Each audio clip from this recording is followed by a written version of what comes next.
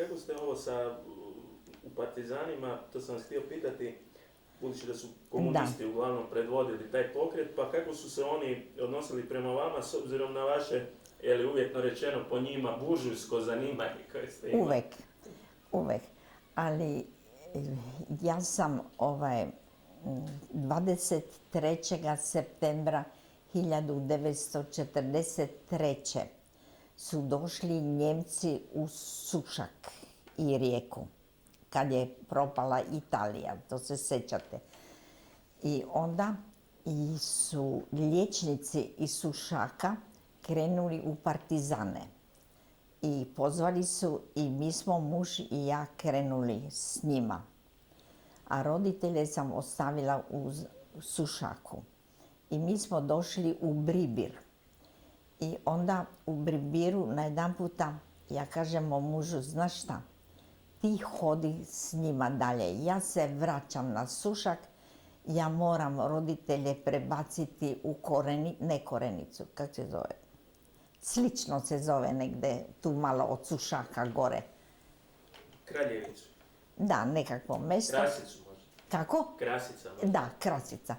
Ja moram prebaciti roditelje, neću da ih Njemci poberu.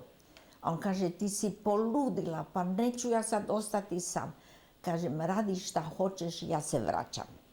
I ja sam se vratila autostopom, jasno, i prebacila sam roditelje u Krasicu, tamo kod jedne moje radnice, i na Sušaku sam imala salon sa 5 radnica.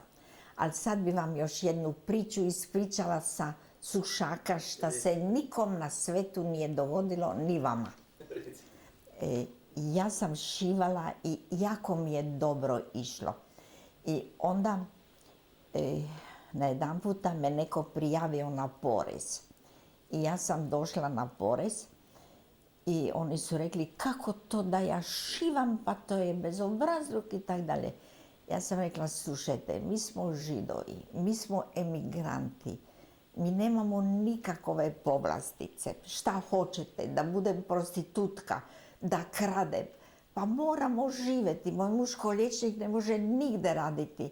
Tu su roditelji koje moram hraniti. Pa dozvolite da šivam.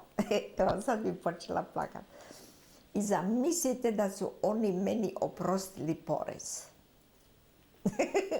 Porez se inače nikome ne oprašta.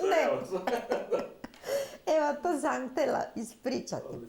Evo, i tako sam ja moje roditelje prebacila na Krasnicu i vratila sam se, a moj muž me je čekao u Pribiru. I onda on kaže, joj, hvala Bogu da si otišla i da si se vratila. Zamisli, ovi drugi liječnici su otišli dalje u Otočac.